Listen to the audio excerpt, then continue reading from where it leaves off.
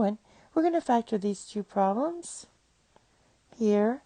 The first one, what we're going to use is the fact that we have 4 or more terms. We have 4 terms.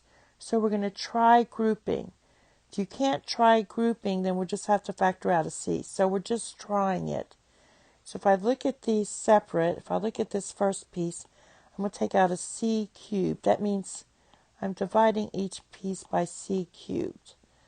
And when I pull that out, I'm going to get c plus 1. Now, this is the tricky part with this one.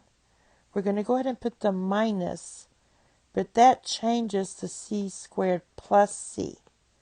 Because remember, when you distribute the negative, that turns that back to negative. So that's where you have to be very careful with that. Now, let's go ahead and write this as c cubed times c plus 1 minus, now let's divide both of those by c and pull out a c. So that's going to be c plus 1. So grouping did work. And what grouping means is that you have these two terms here that are exactly the same. That means I can take these two and put them together. So it's going to be c cubed. Go ahead and take the negative as well. C cubed minus c times c plus 1. All right? So that's how that should look. Also, what I can do is factor out a c from this piece. So if I factor out a c from that, I'm going to get c times c squared minus 1 times c plus 1. And then what you notice is that this can be factored even more, because that's its sum of 2 cubes. Or not of 2 cubes, but the difference of 2 squares. Sorry about that. So I can expand that as writing c, this in red, c. This will be c plus 1 times c minus 1. And we have another c plus 1. And I'm just going to square since we have 2 of those. All right, so by factoring this out, I factored out another c by dividing both of those by c. Then I used another factoring technique, difference of squares.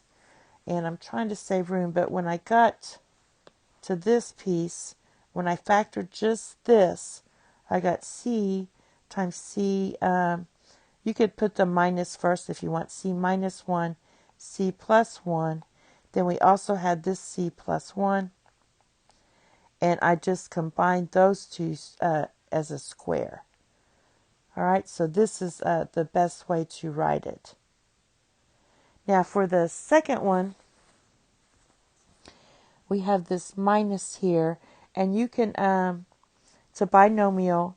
We can either use the difference of 2 cubes or the difference of 2 squares. If you use the difference of 2 squares, it makes it a little easier to see what's going on. So that's what we're going to do. We're going to write this as, and I want to square here. So this is going to be x cubed minus 1 squared. So that means I'm using the difference of 2 squares.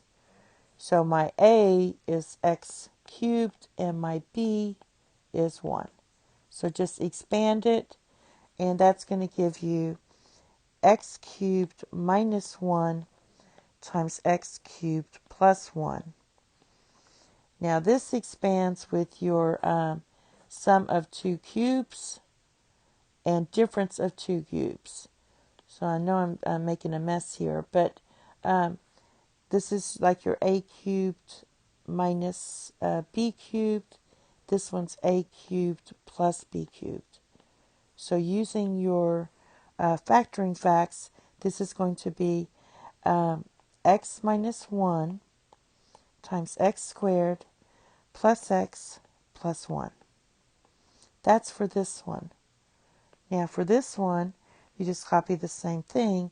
That's going to be x plus 1, and the signs change. But it's going to be x squared minus x plus 1. And this would be your final answer. Okay, and that's it. Thank you. Have a nice day. Bye-bye.